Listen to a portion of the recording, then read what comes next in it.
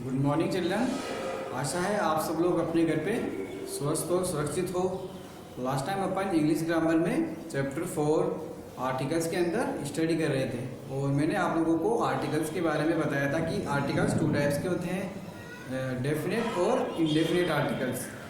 इन articles में definite articles के अंदर द का यूज़ किया जाता है और इनडेफिनेट आर्टिकल्स के अंदर ए एंड एन का यूज़ किया जाता है।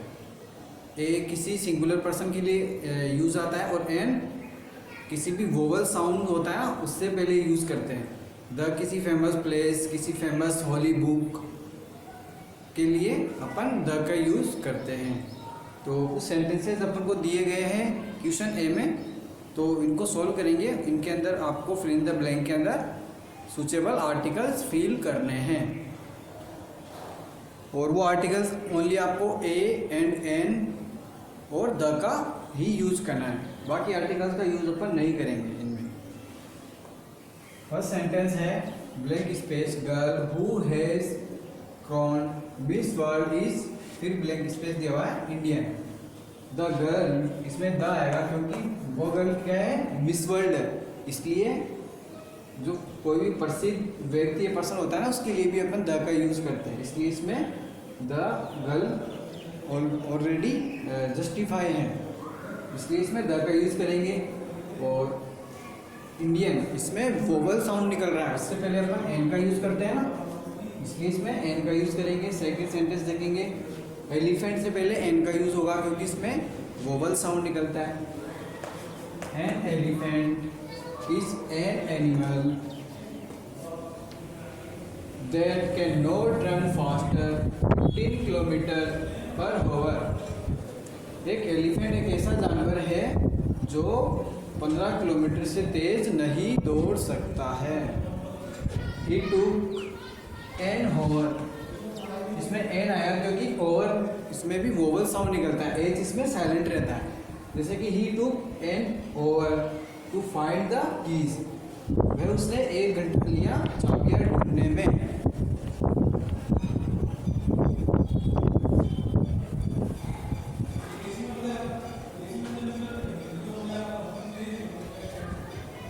इंग्लिश इज अ लैंग्वेज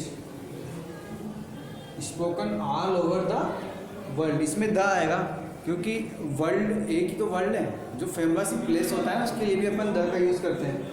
तो इसमें द मैंने ऑलरेडी पहले फिल कर दिया था, तो आपको भी इसमें द फिल कर देना है। नेक्स्ट सेंटेंस देखिए फिर,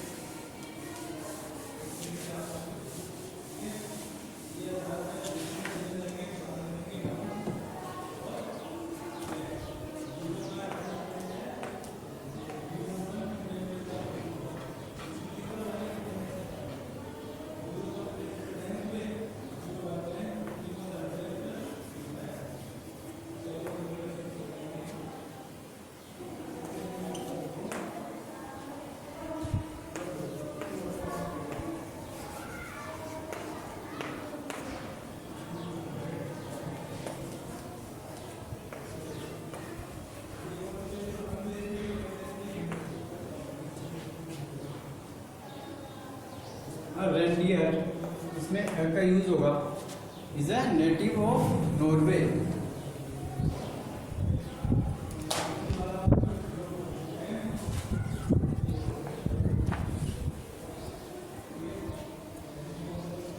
नेक्स्ट सेंटेंस है 6, Assam is a state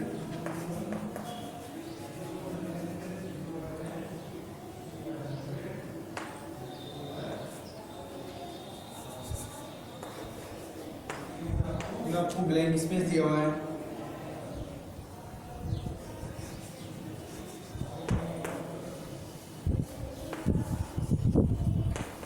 of India,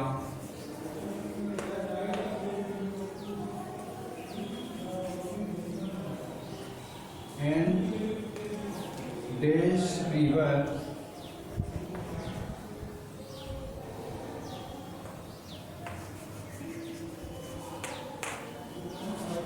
that flows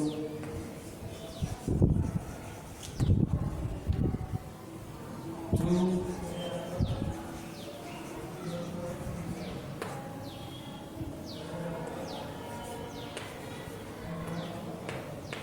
it is, फिर ब्लैंक स्पेस डैश। आगे ब्रह्मपुत्र भी लिखा हुआ है,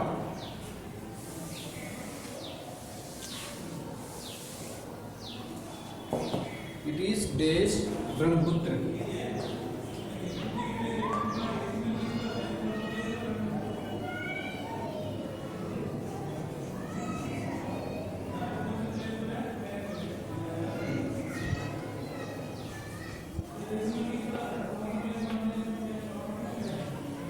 Assam is a state of India and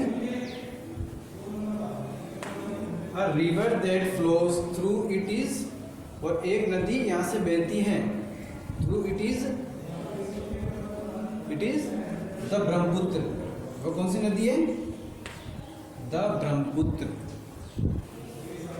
और भी फेमस रिवर होती है तो उसके लिए भी अपन द का यूज करेंगे, इसलिए इसमें मैंने द का यूज किया है। 7 is not only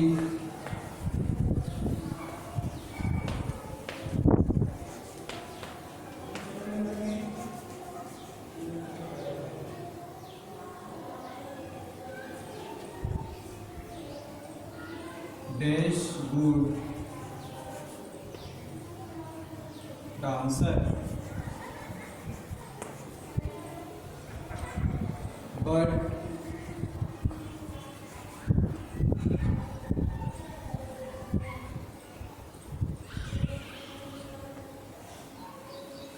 blank space excellent painter too।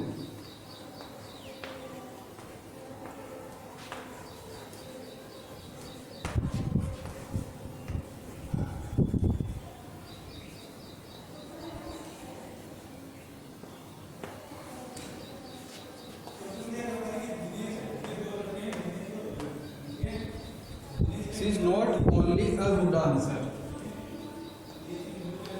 but an excellent painter too। वह एक गुड डांसर ही नहीं, वह केवल एक गुड डांसर ही नहीं बल्कि एक एक्सीलेंट पेंटर भी है। तो इसमें एक्सीलेंट से पहले एन का यूज होगा और गुड से पहले अ का यूज होगा।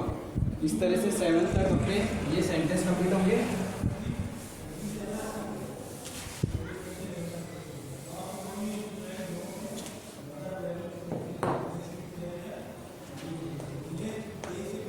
थर्ड सेंटेंस देखिए,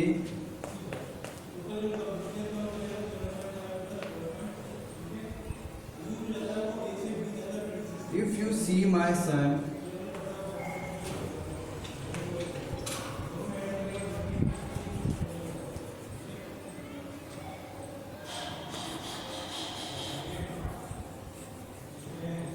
प्लीज गिव हिम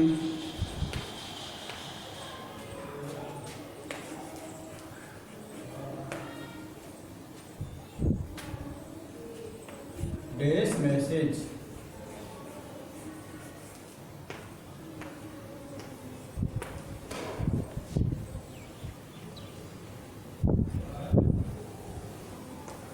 इसमें आएगा इफ यू सी माई सन, यदि आप मेरे सन को देखते हो, please give him the message, कृपया उसे एक मैसेज दीजिए। 9 सेंटेंस देखेंगे, dash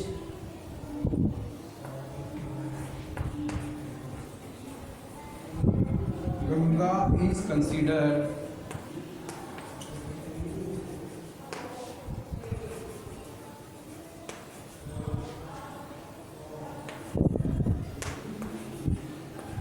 to be a sacred river।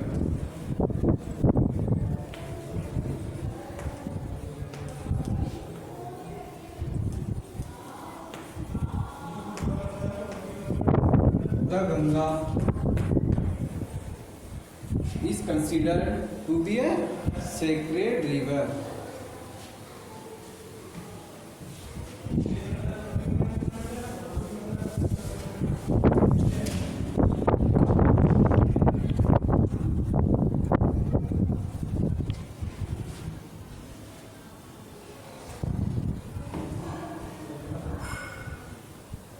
Next sentence है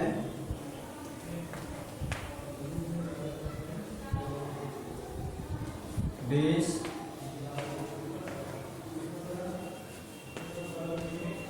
French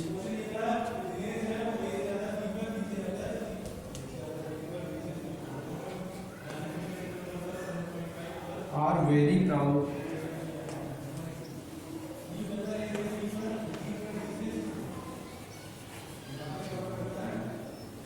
of their country.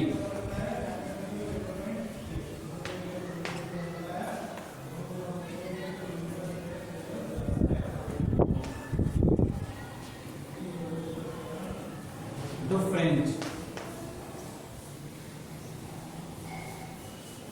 French जो लोग हैं वो उनकी कंट्री से बहुत ही प्राउड है, मतलब गौरवान्वित हैं। फ्रेंच लैंग्वेज होती है, फ्रांस की लैंग्वेज है, और इसी के कारण जो वहाँ के लोग हैं ना, उनके देश के लिए वो गौरवान्वित है कि उनको फ्रेंच लैंग्वेज आती है।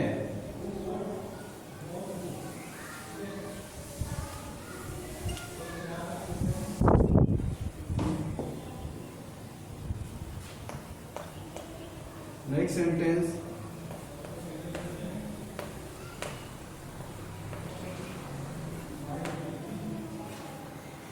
Taj Mahal is one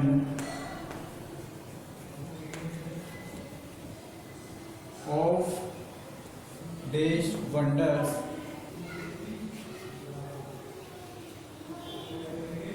of the world.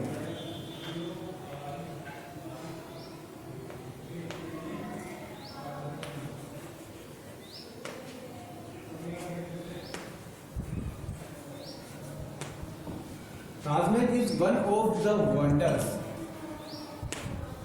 Of the world. जो दुनिया के अजूबे हैं, ताजमहल उसमें से एक है। Last sentence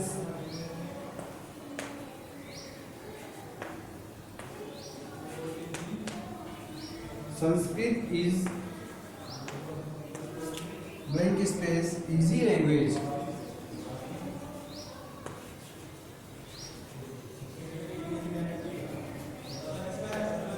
Sanskrit is an easy language, क्योंकि इजी में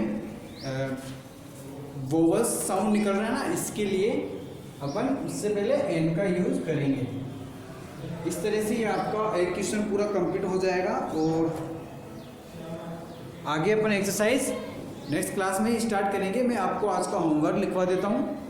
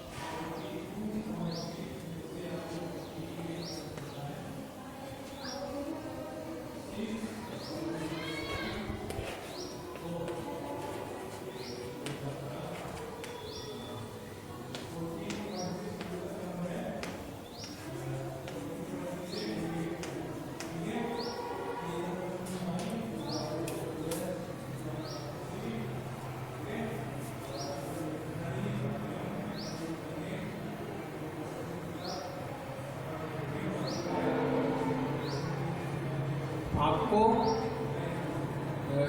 क्वेश्चन ए पेज नंबर 20 पे जो दिया हुआ है ना, ये क्वेश्चन अपने बुक के अंदर सोल्व करना है। और आपका आज का होमवर्क भी यही है, और आगे जो भी एक्सरसाइज अपन स्टार्ट करेंगे वो नेक्स्ट क्लास में स्टार्ट करेंगे। आज के लिए इतना ही। Thank you very much, bye.